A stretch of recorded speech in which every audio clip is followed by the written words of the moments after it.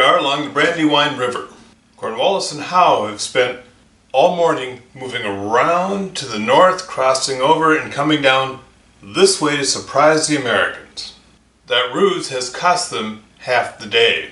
Over here you can see I've got lined up here 5 turns instead of the regular 8. I'll call them mid-afternoon, late afternoon, early evening, late evening, and the final effort. Cornwallis is drawn first, and the Colonials are utterly surprised. This down here is Sullivan's command. Had I drawn him first, he could have reacted. He might have gotten word that there was a huge British force coming. But that didn't happen this game. However, Sullivan is drawn next, and he's able to react. Kniphausen has been demonstrating all morning, so Sullivan doesn't want to leave any bridges unguarded. Kniphausen's artillery opens up across Jones Ford, driving back the forward detachment that Sullivan had in place.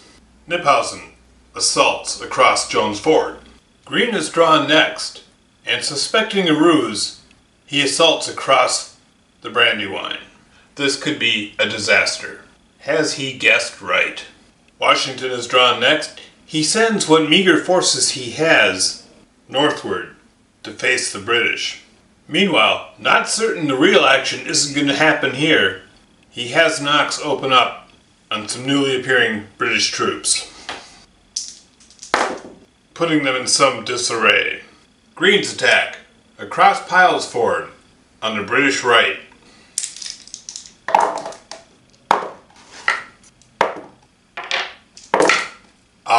As he suspected, there's only light demonstrating troops on this end of the battlefield. Greene's worth as a commander cannot be doubted. And here are Sullivan's troops defending the crossing at Jones Ford. Sullivan's men exacted a heavy toll on the British crossing the ford, but they had to fall back. And now we move to late afternoon. Kniphausen reacts quickly and redeploys his line. Greene's excited men move to roll up the British forces. Washington moves Knox to a more advantageous position to support Greene, and moves north to direct Maxwell's light troops. We've got to hold these British in place. Cornwallis and Howe begin rolling up the colonial right. The British assault on Osborne Hill.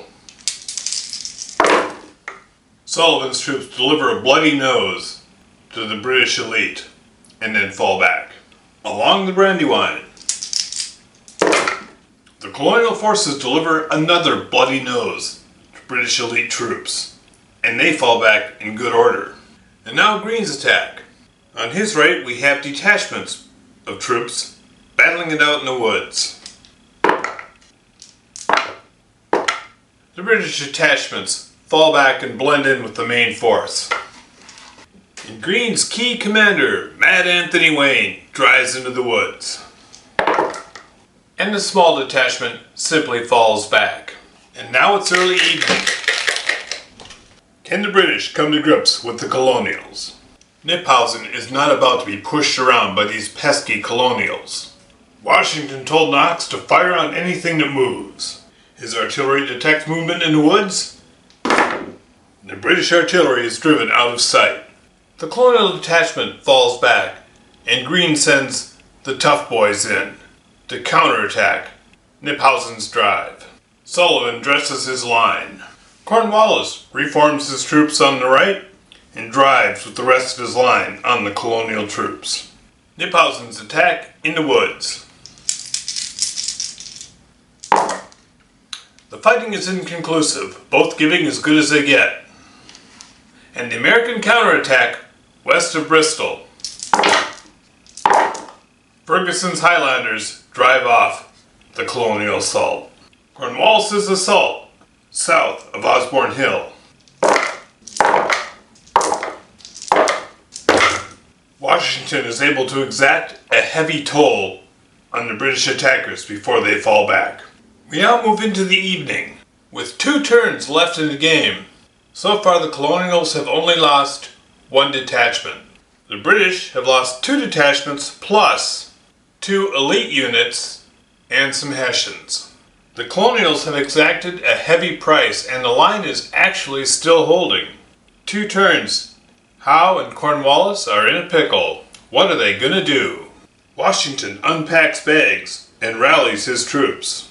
Unpacking bags can be pretty risky for the Colonials, being that they have to fall back oftentimes. But Washington opts for this ballsy move.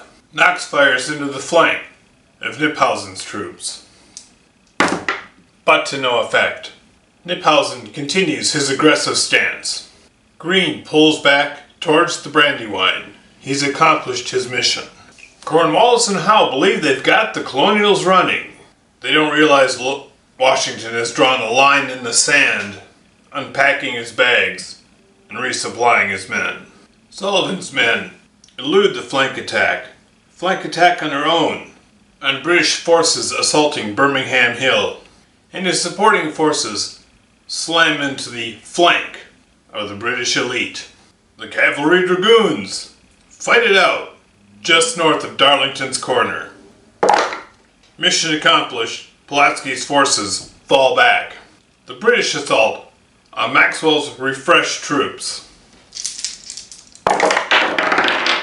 It's desperate fighting, but the British troops are driven back. The outflanked British troops. The British troops are able to fall back. Sullivan's flank attack on the British elite. The British elite are too much for the spent American troops, although they fall back in some disorder. There is time for one last effort, but Howe calls it off. This has already been too costly. Washington has won decisively at Brandywine. Good game.